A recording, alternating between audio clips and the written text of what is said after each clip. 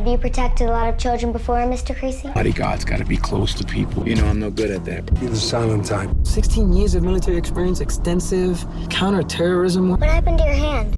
Man on Fire stands as a grim, emotionally charged character study wrapped inside a ruthless revenge thriller, driven by a central performance that carries the weight of despair, rage, and reluctant redemption.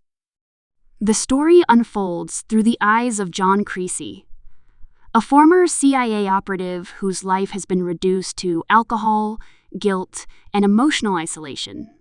He is not introduced as a hero or even as a man seeking salvation.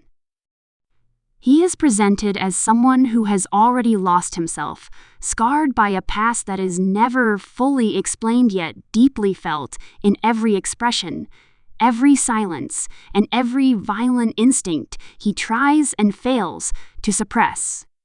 Creasy's arrival in Mexico City immediately establishes a world ruled by fear and instability. Kidnappings are a constant threat, wealth is a liability, and trust is a fragile illusion. This environment mirrors Creasy's internal collapse. He exists in survival mode, emotionally numb and spiritually exhausted. His hard drinking habits and blunt demeanor make it clear that he has no intention of forming attachments or imagining a future. Life, to him, is something to endure rather than live, and death feels like an acceptable conclusion whenever it arrives. The turning point of his existence comes not through violence, but through an unexpected human connection. Assigned as a bodyguard to Pita Ramos, a young girl full of curiosity, intelligence, and warmth, Creasy initially keeps his distance. He treats the job as a routine obligation, performing his duties with professional efficiency but emotional detachment. Pizza, however, is persistent in her innocence. She asks questions, challenges his silence, and slowly dismantles the walls he has built around himself. Their bond develops gradually, built on small interactions, shared routines, and quiet moments that reveal Creasy's buried humanity. Pizza is not portrayed as a mere symbol of innocence. She is sharp, expressive, and emotionally intuitive. She recognizes Creasy's pain even when he refuses to acknowledge it. Through her, the film allows moments of light to exist within an otherwise bleak narrative. These scenes are crucial because they give meaning to everything that follows. Creasy begins to smile again, to care, and to imagine a version of himself that is not defined solely by violence and regret. For the first time in years, he is protecting something that matters to him on a deeply personal level. That fragile redemption is violently shattered when Pizza is kidnapped. The event is sudden, brutal, and emotionally devastating. Creasy's failure to save her becomes the catalyst for his transformation from a broken man into an unstoppable force of vengeance. This is not a heroic awakening, but a descent into calculated brutality driven by grief, guilt, and love.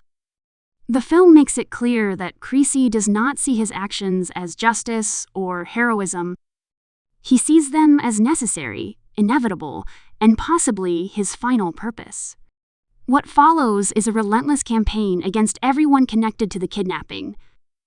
Creasy moves through the criminal underworld with terrifying efficiency, using intelligence, intimidation, and extreme violence to extract information. The film does not glamorize these acts.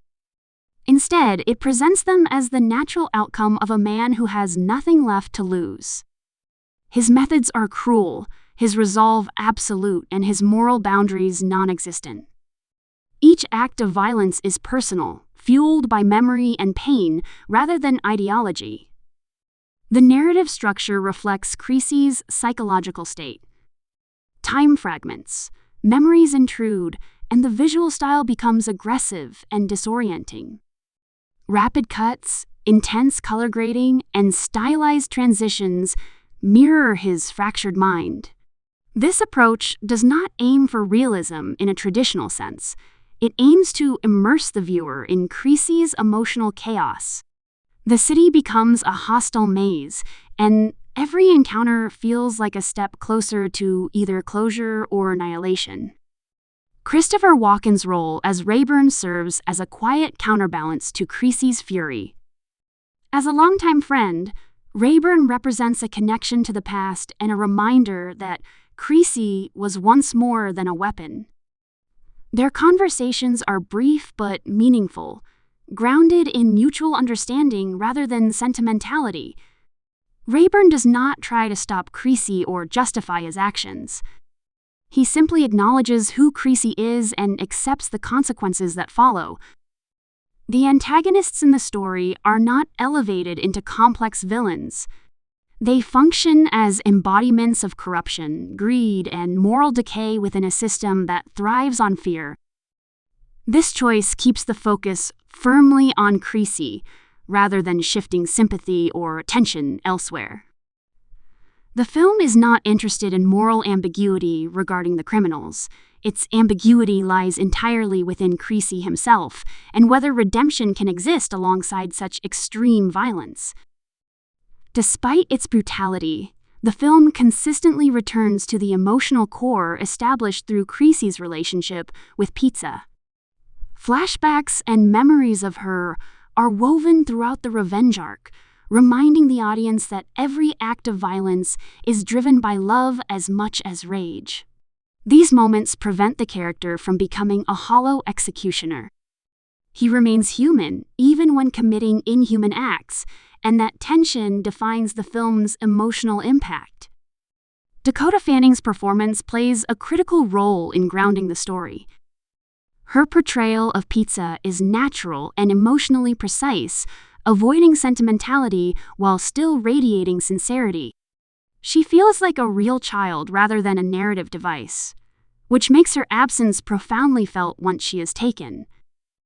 The authenticity of her presence is what allows the audience to understand Creasy's transformation without questioning its intensity. The film's pacing is deliberate, allowing the early relationship building scenes to breathe before accelerating into its violent second half. This contrast is essential. Without the quiet buildup, the later brutality would feel empty. Instead, it carries emotional weight, turning each confrontation into an extension of Creasy's grief rather than a spectacle for its own sake. Themes of redemption, sacrifice, and the cost of violence run throughout the story. Creasy's journey suggests that redemption does not always come through survival or forgiveness. Sometimes it comes through sacrifice, through giving one's life meaning even if it leads to self-destruction. The film does not offer easy answers or comforting resolutions. It presents a world where good intentions and horrific actions can coexist within the same person. By the time the story reaches its conclusion, Creasy is no longer the man introduced at the beginning. He has reclaimed his soul, but at an unbearable price. His arc is complete not because he survives, but because he fulfills the promise he made to protect what mattered most. The ending is somber, reflective, and emotionally resonant, reinforcing the idea that love can be both a saving force and a destructive one. Man on Fire endures not just as a revenge thriller, but as a deeply personal narrative about broken people finding purpose in unexpected places. Its impact comes from the emotional sincerity beneath the violence, the strength of its performances, and its refusal to soften the consequences of its story. It is a film that lingers long after it ends, not because of what is destroyed, but because of what is briefly, painfully restored.